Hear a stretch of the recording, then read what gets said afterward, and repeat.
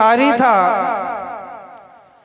भिखारी ने सुबह सुबह अपना भिक्षा पात किसी सेठ के आगे फैला दिया। और एक बात जरूर याद रखना, भिखारी केवल भीख नहीं मांगता है, कुछ सीख देकर भी जाता है। सेठ ने कहा कि भिखारी जी, सुबह तो मैं घूमने के निकला हूं, मेरे पास कुछ भी नहीं है। भिखारी ने कहा, सेठ सुबह का टाइम है, बोनी का टाइम है, यदि आपके द्वारा मेरा भिक्षा पात में कुछ ना डाला गया तो मेरा आज का दिन यूं खाली चला जाता है। सेठ ने कहा, भिखारी जी ये बताओ, आपका ये छोटा सा भिक्षा पात कभी भरा था कि नहीं भरा था? भिखारी ने अपनी मस्ती पर बोला, सेठ यदि ये भिक्षा पात मेरा भर जाता तो आज के बाद मैं भीख मांगना ही छोड़ देता, और ऐसा कोई माई का लाल पैदा नहीं हो जो मेरा भिक्षा पात को भर दे। सेठ के अंदर अहंकार बढ़ा, और अहंकार में जो नहीं करना चाहिए वो व्यक्ति कर बैठता है। सेठ ने कहा, भिखारी जी आज आपका भिक्षा पात पूरा भर दिया जाएगा, आज के बाद भीख मांगना छोड़ देना। भिखारी ने अपना भिक्षा पात दे दिया, और भिखारी कहा कि ठीक है सेठ जी, यदि मेरा भिक्षा पात भर गए तो आज के बाद मैं भीख मांगना ही छोड़ दूंगा। सेठ ने मुनीम को बुलाया और मुनीम से कहा, भिखारी का भिक्षा पात्र अनाज से भर दो। मुनीम ने गोदाम को खोला, भिखारी का भिक्षा पात भरना चालू किया। मुनीम भरते भरते पसीने से तरबतर हो गए। गोदाम का अनाज खाली होने लगा, लेकिन भिखारी का भिक्षा पात भर ही नहीं रहा था। मुनीम ने कहा, सेठ जी भिखारी का भिक्षा पात भर ही नहीं रहा है, गोदाम का अनाज खाली होने वाला है। सेठ ने भिखारी से कहा, आपका जो भिक्षा पात में कहीं छिद्र तो नहीं है? अनाज खाली होने लगा लेकिन आपका भिक्षा पात भर ही नहीं रहा है। फकीर ने कहा, सेठ यदि आपको भरोसा नहीं है तो मेरा भिक्षा पात को पलटा के देख लीजिए। सेठ ने भिखारी का भिक्षा पात पलटाया और देखा तो वो भिक्षा पात इंसान की खोपड़ी का बना हुआ था। और सेठ ने माथे पर हाथ ठोका और कहा कि दुनिया की सभी चीजों को भरा जा सकता है, लेकिन इंसान की खोपड़ी को कभी नहीं भरा जा सकता है। एक चीज, परम श्रद्धे पूज्य साहब जी, अर्चनी बंदी संत समाज, सत्संग प्रेमी बंधुओं, श्रद्धा एवं भक्ति की स्रोत माताओं बहनें, अभी हम काफी समय से संत गुरुजनों के मुखारबिंद से जीवन कल्याण संबंधी विभिन्न पहलुओं पर विचार सेवन कर रहे थे। मेरे लिए भी आज्ञा हुई है, आज्ञा पालनार्थ आप सभी के समक्ष कुछ विचार रखूंगा। सद्गुरु वचन सुनो हो संतो, मत लीजिए सिर भार, हो हजूर ठार कहत हो अब ते समर समार। साहब कहते हैं, संतों की वाणी को सुनो, सिर पर भार मत लो, कर्मों के विधाता मालिक आप स्वयं हो, स्वयं संभलो और दूसरों को संभालो। प्रश्न उठता है कि संतों की वाणी को कैसे सुने। यदि हम संतों की वाणी मन से सुनते हैं तो बड़ा आनंद आता है। इसलिए कहा कि मन चंगा तो कटौती में गंगा।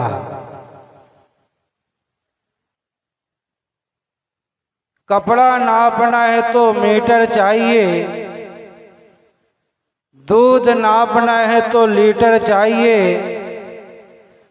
बुखार नापना है तो थर्मामीटर चाहिए, और मन को ठीक करना है तो इन्हीं संत गुरुजनों का भजन और सत्संग चाहिए।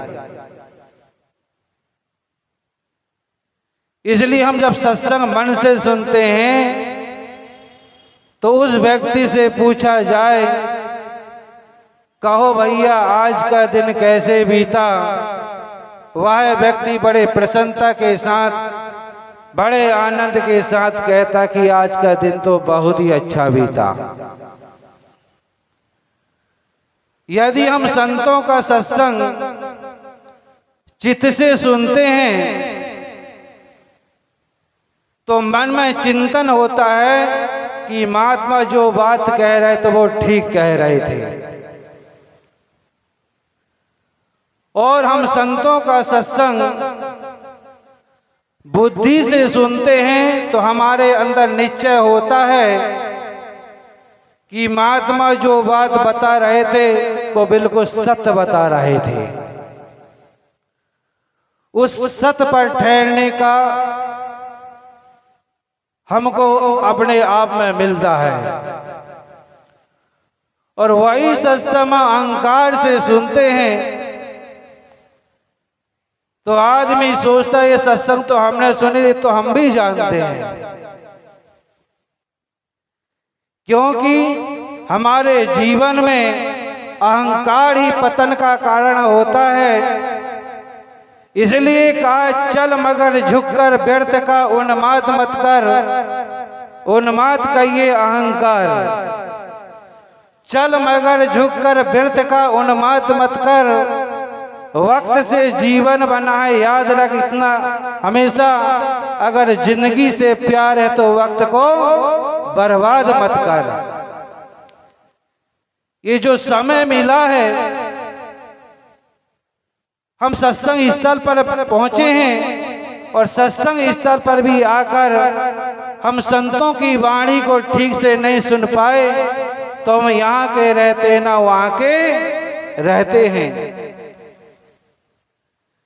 इसलिए कहा जाता है हमारे अंदर अहंकार ही पतन का कारण होता है।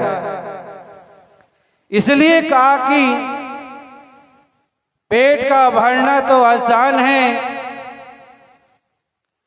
लेकिन भूखी निगाहें और भूखे मन को भरना बहुत मुश्किल का काम होता है। कहा जाता है एक भिखारी था, भिखारी ने सुबह सुबह अपना भिक्षा पात किसी सेठ के आगे फैला दिया। और एक बात जरूर याद रखना, भिखारी केवल भीख नहीं मांगता है, कुछ सीख देकर भी जाता है। सेठ ने कहा कि भिखारी जी सुबह तो मैं घूमने के निकला हूं, मेरे पास कुछ भी नहीं है। भिखारी ने कहा सेठ सुबह का टाइम है, बूनी का टाइम है, यदि आपके द्वारा मेरा भिक्षा पात में कुछ ना डाला गया तो मेरा आज का दिन यूं ही खाली चला जाता है। सेठ ने कहा भिखारी जी ये बताओ आपका ये छोटा सा भिक्षा पात कभी भरा था का नहीं भरा था?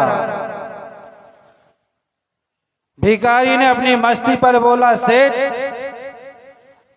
यदि ये भिक्षा पात्र मेरा भर जाता तो आज के बाद मैं भीख मांगना ही छोड़ देता और ऐसा कोई माई का लाल पैदा नहीं हो जो मेरा भिक्षा पात्र को भर दे। सेठ के अंदर अहंकार बढ़ा और अहंकार में जो नहीं करना चाहिए वो व्यक्ति कर बैठता है। सेठ ने कहा, भिखारी जी आज आपका भिक्षा पात्र पूरा भर दिया जाएगा, आज के बाद भीख मांगना छोड़ देना। भिखारी ने अपना भिक्षा पात्र दे दिया और भिखारी कहा कि ठीक है सेठ जी, यदि मेरा भिक्षा पात्र भर गए तो आज के बाद मैं भीख मांगना ही छोड़ दूंगा। सेठ ने मुनीम को बुलाया और मुनीम से कहा, भिखारी का भिक्षा पात्र अनाज से भर दो। मुनीम ने गोदाम को खोला, भिखारी का भिक्षा पात्र भरना चालू किया। मुनीम भरते भरते पसीने से तरबतर हो गए। गोदाम का अनाज खाली होने लगा, लेकिन भिखारी का भिक्षा पात्र भर ही नहीं रहा था। मुनीम ने कहा, सेठ जी भिखारी का भिक्षा पात्र भर ही नहीं रहा है, गोदाम का अनाज खाली होने वाला है। सेठ ने भिखारी से कहा, आपका जो भिक्षा पात्र में कहीं छिद्र तो नहीं है? अनाज खाली होने लगा लेकिन आपका भिक्षा पात्र भर ही नहीं रहा है। फकीर ने कहा, सेठ यदि आपको भरोसा नहीं है तो मेरा भिक्षा पात्र को पलटा के देख लीजिए। सेठ ने भिखारी का भिक्षा पात्र पलटाया और देखा तो वो भिक्षा पात्र इंसान की खोपड़ी का बना हुआ था।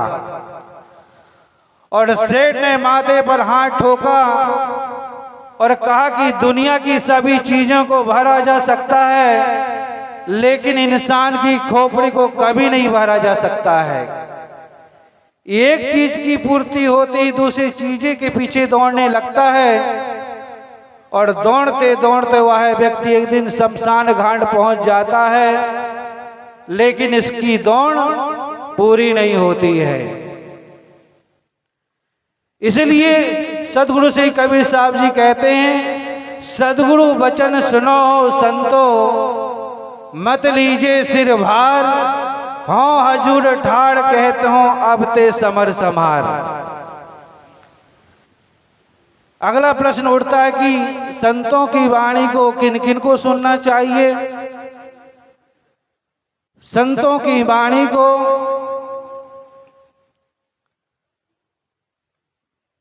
बचपन में बच्चे भी सुने, जवान भी सुने, बूढ़े भी सुने, महिलाएं भी सुने, जिज्ञासु भी सुने।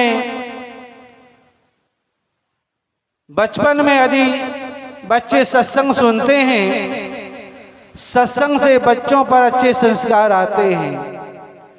अच्छे संस्कार से वही बच्चा महापुरुष बन जाता है और गलत संस्कारों से वही व्यक्ति पतन की ओर चला जाता है।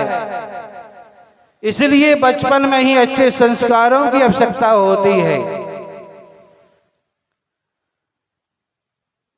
पार्वती ने महादेव से पूछा था, राक्षस किसे कहते हैं? उन्होंने ये नहीं बताया था कि बड़े बड़े पेट बड़े बड़े दांत वालों को राक्षस नहीं बताया था।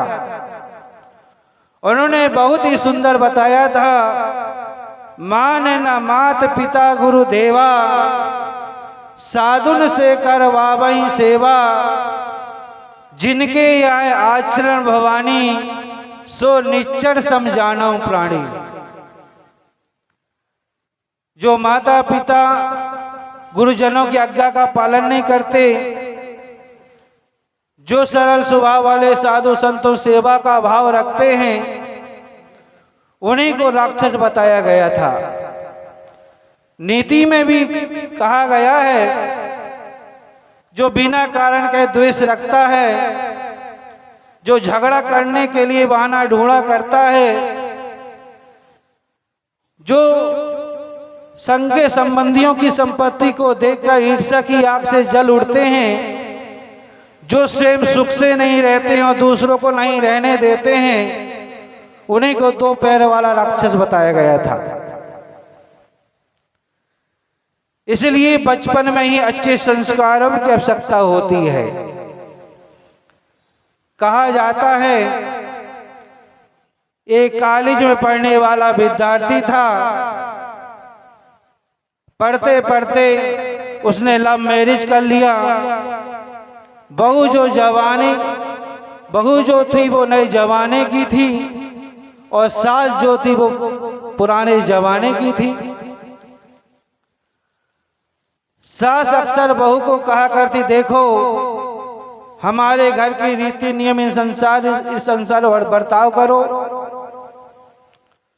बहू तुरंत जवाब दे देती थी कि देखो जिस समय आप इस घर में बहू बनकर आई थी वो बैलगाड़ी का जमाना था, और जिस समय में बहू बनकर आई हूं वो रॉकेट का जमाना है। इसलिए आपके जो रीति नियम है आपके पास रखी, हमके बताने की कोई जरूरत नहीं है। सास भी परेशान, बेटा ने कैसी शादी करके बहू को ले आया है। आगे आ जाए, आगे काफी खाली है, आगे आओ। बार बार सास बहू को समझाती, देखो हमारे घर की रीति नियम इस संसार उसके अनुसार बर्ताव करो। बंधुओं, सुनते सुनते आदमी के अंदर भी क्रोध उत्पन्न हो जाता है। इसलिए तुलसीदास जी भी कहते हैं, अतिशय रगड़ करे जो कोई, अनल प्रगड़ चंदन ते होई। सुनते सुनते बहू ने भी अपने पति के कान में तेल डालना चालू कर दिया। देखो आपकी माँ तो मेरे पीछे पड़ गई है, रोज कहा करती हमारे घर की रीति नियम संसार है उसके अनुसार बर्ताव करो। सुनते सुनते लड़के के अंदर क्रोध उत्पन्न हो जाता है। बंधुओं अपने क्रोध को नहीं संभाल पाता है, ऊपर तक नीचे अपनी माँ को डांटने के लिए जाता है। बीच में सहयोग से पिताजी मिल जाते हैं और पिताजी के ऊपर बरस पड़ता है, पिताजी अपनी वाइफ को समझा दीजिए, हमारी वाइफ को कुछ ना कहे। कितने सोचने की बात है बंधुओं, जिस माँ ने असहाय अवस्था में दूध पिलाया हो, पाला हो, पोसा हो, आज इस देश का नौजवान अपनी माँ को माँ ना कह पाए तो कितने दुर्भाग्य की बात है। हर माँ बाप का स्वप्न होता है हमारा बेटा बुढ़ापे में लाठी का सहारा बने, कुल का दीपक बने, लेकिन जब आदमी के स्वप्न पूरे नहीं होते हैं तो आदमी रोता है, पश्चाताप करता है, आंसू बहाता है। इसलिए बड़े सौभाग्य की बात है संत गुरुजनों का सानिध्य मिला है।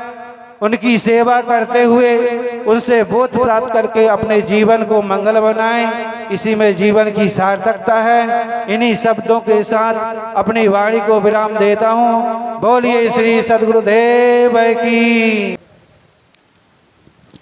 हम विगत कई दिनों से सत्संग का लाभ ले रहे हैं। इसी क्रम में मुझे भी सेवा का अवसर मिला है। सेवा पालनार्थ मैं भी आप लोगों के समक्ष प्रस्तुत हूँ। बंदो गुरु कबीर के चरण कमल सिरनाय, जासु ज्ञान रवि करनि कर, भ्रम तम देत नसाय। बोलिए श्री सद्गुरुदेव की जय। आप सभी जानते हैं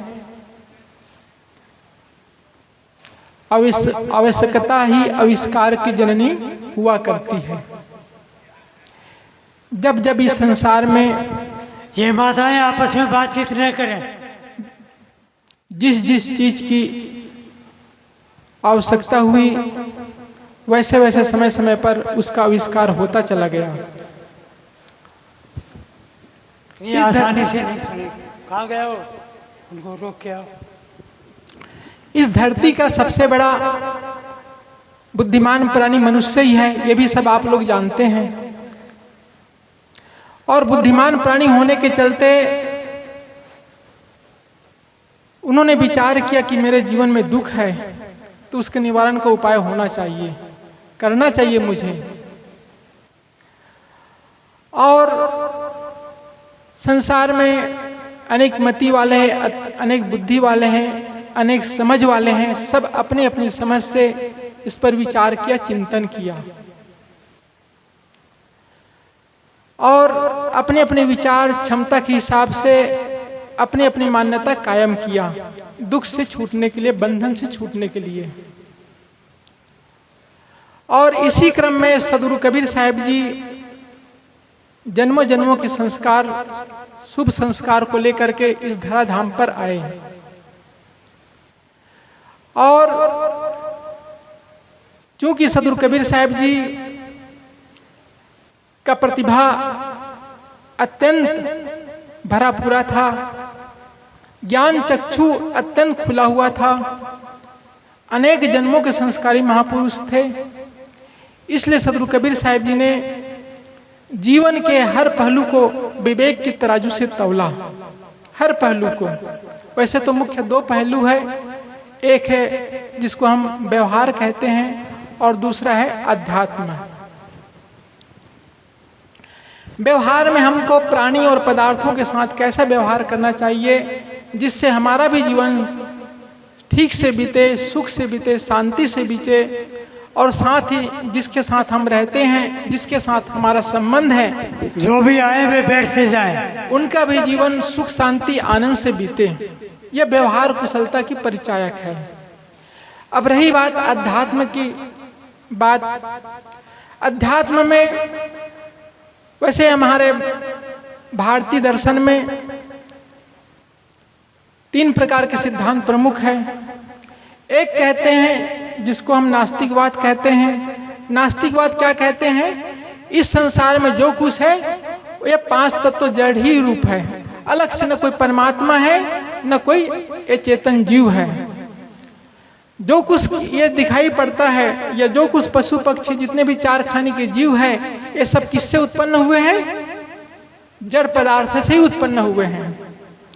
और इसी नास्तिकवाद में वैज्ञानिकवाद भी आता है। वैज्ञानिक विचार करते हैं, चिंतन करते हैं। एक समय ऐसा था कि धरती भी नहीं थी, एक समय ऐसा आया कि इस अस्तित्व में विशाल विस्फोट हुआ और विस्फोट होकर के अनेक तारागण बने। उसी तारागण में सूर्य भी बना और हमारा ये 9 ग्रह भी बना। और धीरे धीरे समय अनुकूल होता गया और इस धरती में जीवन के पहले जीव की उत्पत्ति हुई, एक कोशिका के रूप में। फिर एक कोशिका जीव फिर बहुकोशिका जीव में रूपांतरित हुए। यह वैज्ञानिक सिद्धांत है, वैज्ञानिक मान्यता है, उनकी अपनी समझ है। इसमें सदगुरु कबीर साहब जी का पारक सिद्धांत यह कहते हैं, जो गुण कारण में होते हैं वही कार्य में आते हैं। जो गुण कारण में नहीं हो कार्य में कैसे आ सकता है? जब जड़ पदार्थ में बिल्कुल ज्ञान ही नहीं है, ज्ञान शून्य है, तो उसमें ज्ञान गुण वाला कैसे उसमें बन सकता है? नहीं बन सकता है। तो वैज्ञानिकों की अवधारणा है, उनकी धारणा है, मान्यता है, कल्पना है कि जड़ से ही चेतन की उत्पत्ति हुई। और नास्तिकवाद अन्य सिद्धांत है जिसको 4 भाग भी बोलते हैं। कुल मिलाकर के उनकी भी मान्यता है कि जड़ से चेतन की उत्पत्ति हुई। लेकिन पारक सिद्धांत इस पर विचार करते हैं कि दोनों जड़ और चेतन दोनों अलग अलग द्रव्य है और दोनों एक दूसरे की विजाति है। तो ये एक दूसरे से उत्पन्न कैसे हो सकते हैं? नहीं हो सकते हैं, क्योंकि जड़ जिसके मूल में कुछ गुण नहीं रहता है वो गुण कार्य में नहीं आ सकता है। तो 5 तत्वों के मूल में जीव का लक्षण, ज्ञान का लक्षण नहीं दिखाई पड़ता है। इसलिए जड़ कभी चैतन्य नहीं हो सकता है। दूसरा सिद्धांत आया हमारा ब्रह्मवाद का। ब्रह्मवाद क्या कहते हैं? ये सारा ये चैतन्य ही स्वरूप है, ब्रह्म स्वरूप है, इसके अलावा कुछ है ही नहीं। जिधर देखो वही, ये जितने भी जड़ दिखाई पड़ता है ये इसके अंदर भी चेतन ही भरा हुआ है। एक ब्रह्म से ही सारी सृष्टि की उत्पत्ति हुई। ये वेदांत की मान्यता है, जिसको कहा है कि एको अहम बहुश्यामी।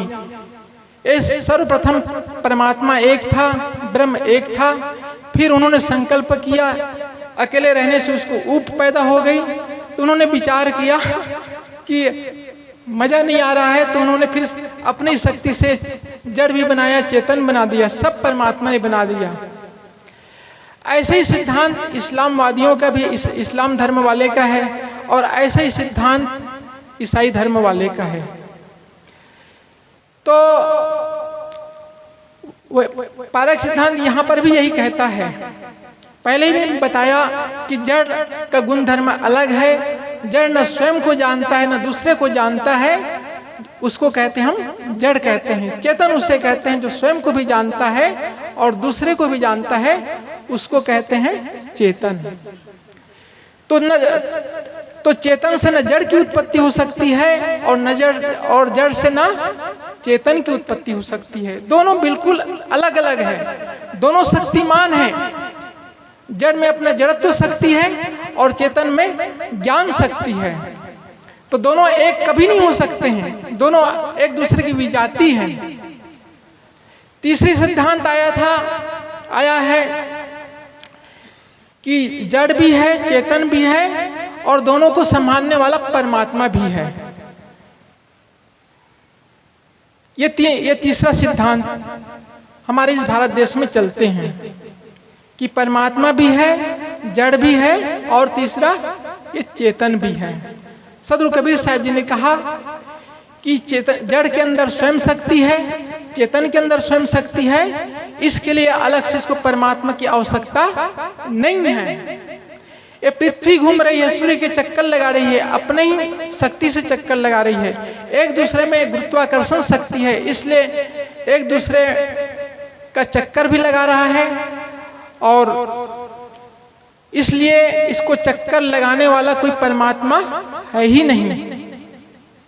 वैसे तो ये धरती इतना अनंत है, इतना विशाल है, जो हम सोच नहीं सकते, क्योंकि अनंत धरती की कोई गणना हो ही नहीं सकती। इतना अनादि से भी है और अनंत है। वैज्ञानिक एक सिद्धांत को सही मानता है। क्या सिद्धांत को सही मानता है? वैज्ञानिक कहता है कि इस संसार में एक कण को भी न बनाया जा सकता है और न पूर्ण रूप से उसको नष्ट किया जा सकता है। यह वैज्ञानिक का ये सिद्धांत पारक सिद्धांत से थोड़ा मेल खाता है।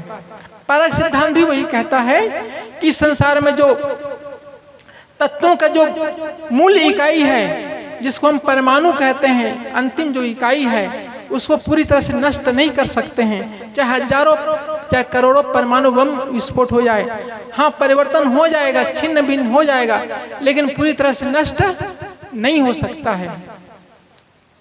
तो सदगुरु कबीर साहब जी का सज्जनों पारक सिद्धांत है। सदगुरु कबीर साहब जी ने हम सबको क्या दिया? विवेक का सिद्धांत दिया। हमको विवेकवान बनना सिखाया, विचारवान बनना सिखाया। देखो हमारे देश में या पूरे विश्व में कोरोना आया, लोग मंदिर में जाकर प्रार्थना किए, यज्ञ किए, अनेक तरह से उपाय किए, लेकिन कोरोना उससे गया क्या? नहीं गया। कोरोना कब गया? जब वैज्ञानिकों ने इंजेक्शन का आविष्कार किया और सबको टीका लगाया, तब धीरे धीरे कोरोना समाप्त हुआ।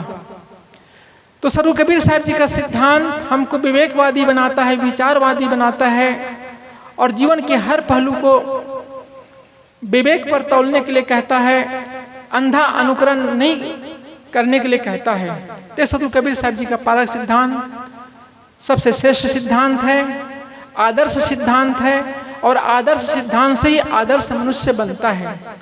और जो मनुष्य आदर्श मनुष्य होता है, वो सबका हित चाहता है, सबका भला चाहता है, बन सके सबका भलाई करता है। और अधिक नहीं कहूँगा, मेरा समय पूरा हुआ। साहब जी ने मुझे समय दिया, उसके लिए साहब जी को बहुत बहुत साधुवाद, धन्यवाद। मेरी बातों को आप ध्यानपूर्वक सुना, इसके लिए आप सभी को बहुत बहुत धन्यवाद। बोलिए श्री सद्गुरुदेव की जय। बहुत बढ़िया साहब। ये माइक रामनरेश साहब के पास पहुँचाया जाए है वहाँ। अपनी तरफ ले लो सर।